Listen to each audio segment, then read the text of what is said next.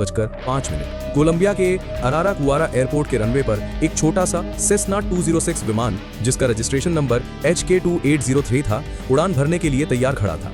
इस फ्लाइट का route map बहुत साफ था। अमेज़न के घने जंगलों, चिरिबिकेटे नेशनल पार्क और अपापोरीज नदी के ऊपर से उड़ते हुए इसे सैन जोसे डेल ग्वावियारे तक जाना था। विमान के पायलट थे 57 साल के अनुभवी हर्नांडो मुर्सिया मोरालेस, जिनके पास 8300 घंटे उड़ाने का तगड़ा अनुभव था। उनके साथ पैसेंजर सीट पर बैठे थे स्थानीय आदिवासी नेता हरमन मेंडोजा और एक मां मैग्डलेना मुकुतुई वेलेंसिया, जो अपने 4 बच्चों को लेकर एक सुरक्षित भविष्य की तलाश में निकली थी। बच्चे 13 साल की लेस्ली, 9 साल की सोलैनी, 4 साल का तिएन और गोद में सिर्फ 11 महीने की नन्ही क्रिस्टीन। ये परिवार विटोटो समुदाय से था और जंगल के विद्रोहियों की धमकियों से बचने के लिए शहर जा रहा था। जब प्लेन ने उड़ान भरी तो सब कुछ सामान्य था। बच्चे खिड़की से बाहर अंतहीन फैले हरे जंगल को देख रहे थे। शायद वे आपस में खेल रहे थे या अपनी मां की गोद में सुरक्षित महसूस कर रहे थे। लेकिन उड़ान भरने के ठीक 29 मिनट बाद सुबह 7:34 पर अचानक इंजन की आवाज बदल गई। एक अजीब सी खड़खड़ाहट और फिर इंजन का पावर कम होने लगा। पायलट ने तुरंत मेडे का सिग्नल भेजा, लेकिन तब तक बहुत देर हो चुकी थी। विमान का अगला हिस्सा नीचे झुका और वे सीधा अमेज़न के उन 100 साल पुराने विशाल पेड़ों की तरफ गिरने लगे। सोचिए उस पल बच्चों की चीखें, मां का डर और मौत को सामने देखने का वो मंजर कैसा रहा होगा। अगले ही पल एक जोरदार धमाका हुआ, पेड़ों की डालियां टूटती गईं और विमान धरती के उस हिस्से में जा गिरा जहां सूरज की रोशनी भी मुश्किल से पहुंचती है। धमाके के बाद जंगल में एक भयानक सन्नाटा छा गया, ऐसी खामोशी जो शोर से भी ज्यादा डरावनी थी। जब मैग्डलेना की आंखें खुली तो चारों तरफ सिर्फ तबाही का मंजर था। प्लेन के लोहे के टुकड़े इधर उधर बिखरे पड़े थे और हवा में फ्यूल और गीली मिट्टी की गंध थी। उनका सिर बुरी तरह फटा हुआ था, खून बह रहा था, लेकिन एक माँ का दिल सिर्फ अपने बच्चों के लिए धड़कता है। उन्होंने देखा कि पायलट और आदिवासी नेता की मौके पर ही मौत हो चुकी थी। उनकी सांसें थम चुकी थी। मैग्डलेना ने दर्द से कराहते हुए अपने बच्चों को आवाज दी। किस्मत से या शायद किसी चमत्कार से चारों बच्चे जिंदा थे, लेकिन वो बुरी तरह डरे हुए और चोटिल थे। 13 साल की लेस्ली का चेहरा खून से सना था, लेकिन उसने अपनी छोटी बहन क्रिस्टीन को संभाला हुआ था। ये जगह सोलानो काकेटा का वो घना इलाका था जिसे दुनिया ग्रीन हेल या हरा नर कहती है।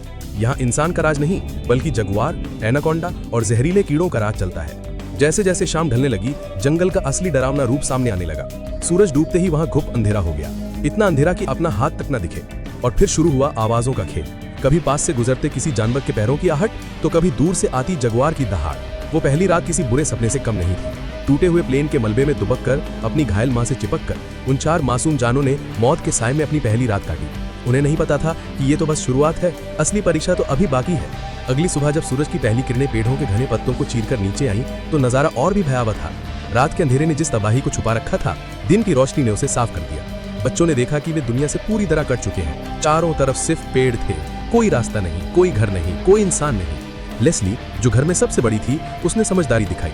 उसने सबसे पहले प्लेन के मलबे को खंगाला ताकि कुछ खाने को मिल सके। उन्हें कुछ बिस्किट्स, क्रैकर्स और पानी की बोतलें मिली। उन्होंने वही थोड़ा सा खाना मिल बांट कर खाया।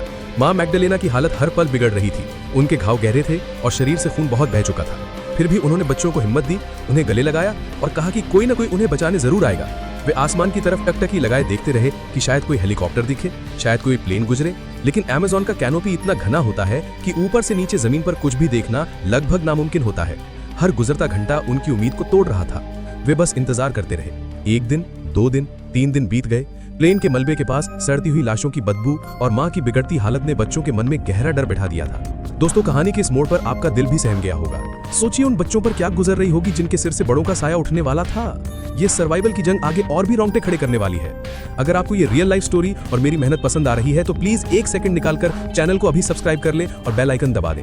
आपका एक सब्सक्राइब मुझे ऐसी ही सच्ची और अद्भुत कहानियां आप तक लाने की हिम्मत देता है। चलिए अब देखते हैं जंगल ने आगे क्या किया।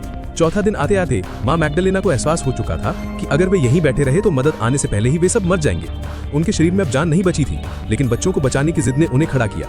रिपोर्ट्स और कुछ थियरीज के मुताबिक घायल होने के बावजूद माँ ने मदद तलाशने की कोशिश की होगी। वे जंगल की तरफ बढ़ी, शायद पानी या रास्ते की तलाश में। लेकिन अमेज़न का जंगल किसी पर रहम नहीं करता।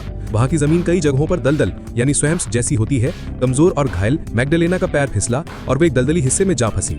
शरीर में ताकत न होने के कारण वे खुद को बाहर नहीं खींच पाई। बच्चे जो शायद थोड़ी दूर पर थे या माँ का इंतजार कर रहे थे, अब पूरी तरह अनाथ होने वाले थे। माँ की आंखें हमेशा के लिए बंद हो गई। अब जंगल में सिर्फ 4 बच्चे थे, जिनमें से एक गोद में थी और उनके पास रक्षा करने वाला कोई बड़ा नहीं था। मौत ने अपना पहला वार कर दिया था।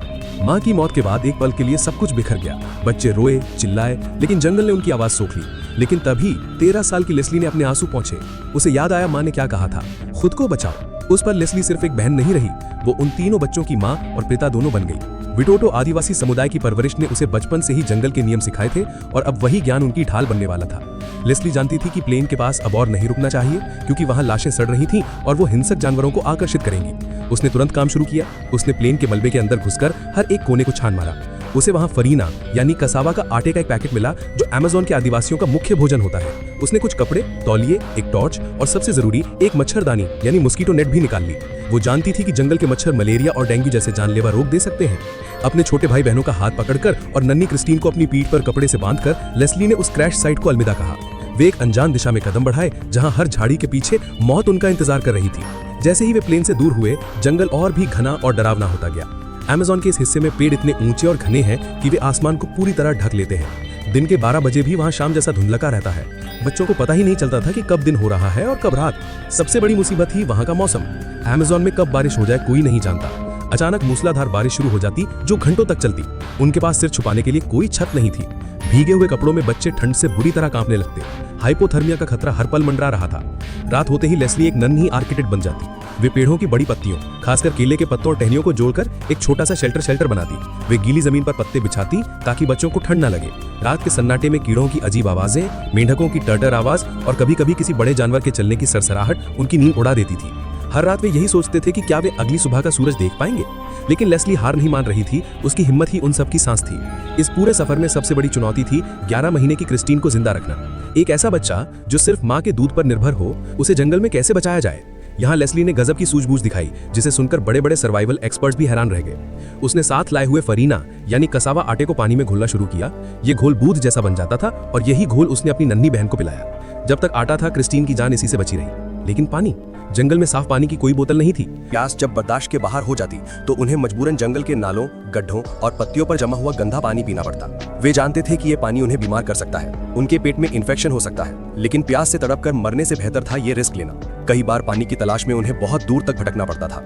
और खतरा सिर्फ भूख प्यास नहीं थी, खतरा था जगुआर। कई रातों को बच्चों ने महसूस किया कि कोई उन्हें झाड़ियों के पीछे से देख रहा है। अमेज़न के जगुआर अपने शिकार का पीछा बहुत खामोशी से करते हैं। बच्चे अपनी सांसें रोककर एक दूसरे का मुंह भींच कर बैठे रहते थे, ताकि उनकी आवाज सुनकर वो जानवर उन पर झपट न पड़े। हर पल मौत उनके कंधों पर बैठी थी। उधर बाहर की दुनिया में जब प्लेन गायब हुआ तो कोलंबिया की सरकार हिल गई। राष्ट्रपति ने आदेश दिया और सेना ने इतिहास का सबसे बड़ा रेस्क्यू मिशन लॉन्च किया, जिसे नाम दिया गया ऑपरेशन होप। 150 से ज्यादा कमांडो और दर्जनों स्थानीय आदिवासी खोजकर्ता जंगल में उतार दिए गए। हेलीकॉप्टर दिन रात जंगल के ऊपर मंडराने लगे। लेकिन यहाँ एक बहुत बड़ी विडंबना यानी आयरनी हुई। सेना ने बच्चों तक संदेश पहुंचाने के लिए हजारों पर्चे हवा से नीचे गिराए, जिन पर लिखा था, रुको, हम मदद के लिए आ रहे हैं। इतना ही नहीं, उन्होंने बच्चों की नानी की आवाज रिकॉर्ड की और उसे विशाल लाउडस्पीकर से जंगल में बचाया। लेस्ली, मेरी बच्ची, रुक जाओ। लेकिन बच्चे जब भी हेलीकॉप्टर की आवाज सुनते या किसी इंसान की आहट पाते तो वे डर जाते। उन्हें बचपन से सिखाया गया था कि जंगल में वर्दीधारी लोग या अनजान लोग बुरे होते हैं, विद्रोही गुटों के डर से। इसलिए जो लोग उन्हें बचाने आए थे, बच्चे उन्हीं से छिप करे थे। वो पेड़ों के खोह में घुस जाते या झाड़ियों में लेट जाते। ये एक जानलेवा लुक्का छिपी का खेल बन गया था। सेना उन्हें ट्रैक करती, उनके पैरों के निशान मिलते, लेकिन जब तक वे वहां पहुंचते, बच्चे आगे बढ़ चुके होते। वे अपने बचाव दल से ही भाग रहे थे, ये न जानते हुए कि वे ही उनकी आखिरी उम्मीद थे। कुछ दिनों बाद कसावा का आटा खत्म हो गया। अब उनके पास खाने के लिए एक दाना भी नहीं था। भूख से बच्चों का पेट दर्द करने लगा। कमजोरी इतनी बढ़ गई कि चलना मुश्किल हो गया। यहाँ फिर से लेस्ली का आदिवासी ज्ञान उनके काम आया। अगर हम या आप वहां होते तो शायद भूख से मर जाते या कोई जहरीला फल खा लेते। लेकिन लेस्ली ने जंगल को अपनी रसोई बना लिया। उसने पेड़ों को पहचाना। उन्होंने जुआनसोको और अविचुरे जैसे जंगली फलों को ढूंढ निकाला। ये फल भले ही स्वाद में कड़वे या अजीब हो, लेकिन इनमें इतनी चीनी और ऊर्जा थी कि बच्चे जिंदा रह सके। लेस्ली बहुत सावधानी से फल चुनती थी, क्योंकि अमेज़न में कई फल ऐसे होते हैं जो देखने में रसीले लगते हैं, लेकिन एक ही निवाला आपको मौत की नींद सुला सकता है। वो पहले खुद चखती, फिर भाई बहनों को देती। लेकिन जंगल में खाना ढूंढना आसान नहीं था। कई दिन ऐसे भी बीते जब उन्हें सिर्फ पानी पीकर रहना पड़ा। भूख से उनकी पसलियां दिखने लगी थीं, गाल पिचक गए थे। वे धीरे धीरे कंकाल में बदल रहे थे, लेकिन लेस्ली की जीने की जिद उन्हें हारने नहीं दे रही थी। रेस्क्यू मिशन के दौरान सेना ने अपने सबसे बेहतरीन खोजी कुत्तों को जंगल में उतारा था। इनमें एक बेल्जियन शेफर्ड था जिसका नाम था विल्सन। विल्सन की सूंघने की शक्ति कमाल की थी। एक दिन विल्सन अपनी टीम से आगे निकल गया और बच्चों तक पहुंच गया। सोचिए, उन डरे हुए बच्चों के लिए उस घने जंगल में एक दोस्त का मिलना क्या मायने रखता होगा। बच्चों ने बाद में बताया कि वो कुत्ता उनके साथ खेला था। उसने उनका अकेलापन दूर किया था। विल्सन का आना उनके लिए किसी फरिश्ते के आने जैसा था। उसने उन्हें उम्मीद दी कि दुनिया उन्हें भूली नहीं है। लेकिन ये कहानी यहाँ एक बहुत दुखद मोड़ लेती है। विल्सन जो बच्चों का रक्षक बना था, वो अमेज़न की उस भूल भुलैया में कहीं खो गया। विल्सन के जाने के बाद बच्चे फिर से अकेले हो गए। दिन बीतते बीतते 40 का आंकड़ा आ गया। अब बच्चों के शरीर ने जवाब देना शुरू कर दिया था। लेस्ली, सुलेनी, तिएन और नन्ही क्रिस्टिन सबके सब बुरी तरह कुपोषित यानी मैलनरिश्ड हो चुके थे। उनके कपड़े फट चुके थे, पैरों में छाले नहीं बल्कि गहरे घाव थे। जंगल के कीड़ों और मच्छरों ने उन्हें काट काट कर उनके शरीर को छलनी कर दिया था। घाव में कीड़े पड़ने का खतरा था। 4 साल का तिएन अब इतना कमजोर हो चुका था कि वो खड़ा भी नहीं हो सकता था। उसे घिसट कर चलना पड़ रहा था। छोटी क्रिस्टिन की आवाज भी अब रोने के लिए नहीं निकल रही थी। वे अब और आगे नहीं बढ़ सकते थे। उन्होंने एक जगह पेड़ों के झुंड के नीचे कुछ पत्ते बिछाए और वहीं लेट गए। ये वो पल था जब शायद उन्होंने मान लिया था कि अब अंत करीब है। वे बस लेटे हुए थे, अपनी धीमी होती सांसों को गिन रहे थे। जंगल की खामोशी अब उन्हें अपनी गोद में सुलाने के लिए तैयार थी। मौत उनके ठीक सामने खड़ी मुस्कुरा रही थी। बस एक पल और सब कुछ खत्म होने वाला था। लेकिन ऊपर वाले ने कहानी का अंत कुछ और ही लिखा था। तारीख 9 जून 2023, 40वें दिन शाम के वक्त आदिवासी रेस्क्यू टीम का एक ग्रुप उस इलाके से गुजर रहा था। तभी उनमें से एक को एक बहुत धीमी रोने जैसी आवाज सुनाई थी, जैसे कोई बिल्ली का बच्चा रो रहा हो। वे सतर्क हुए और आवाज की दिशा में आगे बढ़े। उन्होंने झाड़ियों को हटाया और जो देखा उस पर उन्हें अपनी आंखों पर यकीन नहीं हुआ। वहां 4 नन्हे बच्चे हड्डियों का ढांचा बने पत्तों के नीचे लेटे हुए थे। जैसे ही लेस्ली ने उन लोगों को देखा, उसने अपनी बची खुची ताकत से जो पहला शब्द बोला वो था, मुझे भूख लगी है। एक और बच्चे ने मासूमियत से कहा, मेरी मां मर गई है। रेस्क्यू टीम के सदस्यों की आंखों से आंसू छलक पड़े। उन्होंने तुरंत उन्हें गले लगाया। मिरेकल, मिरेकल, मिरेकल का कोड रेडियो पर चिल्लाया। ये खबर जंगल की आग की तरह फैल गई। सेना की हेलीकॉप्टर तुरंत वहां पहुंच गए, लेकिन पेड़ इतने घने थे कि लैंड करना नामुमकिन था। तो हवा में ही हेलीकॉप्टर रोककर रस्सियों और बास्केट के जरिए उन बच्चों को ऊपर खींचा गया। जब उन्हें ऊपर ले जाया जा रहा था तो वे हवा में झूलते हुए फरिश्ते लग रहे थे। 40 दिन, जी हाँ 40 दिन तक एनाकोंडा, जगुआर, भूख, प्यास और मौत से लड़कर वे 4 बच्चे उस हरे नर्क से जिंदा वापस आए। ये सिर्फ एक कहानी नहीं बल्कि इंसान की इच्छा शक्ति यानी विल पावर का सबसे बड़ा सबूत है। आपको इस कहानी का कौन सा पल सबसे ज्यादा भावुक लगा? क्या आप लेस्ली जैसी हिम्मत कभी जुटा पाते? कमेंट में जरूर बताएं। और जाते जाते उन बच्चों के जज्बे को सलाम करने के लिए वीडियो को लाइक जरूर करें। मिलते हैं अगली वीडियो में एक और रोंगटे खड़े कर देने वाली कहानी के साथ। तब तक के लिए जय हिंद।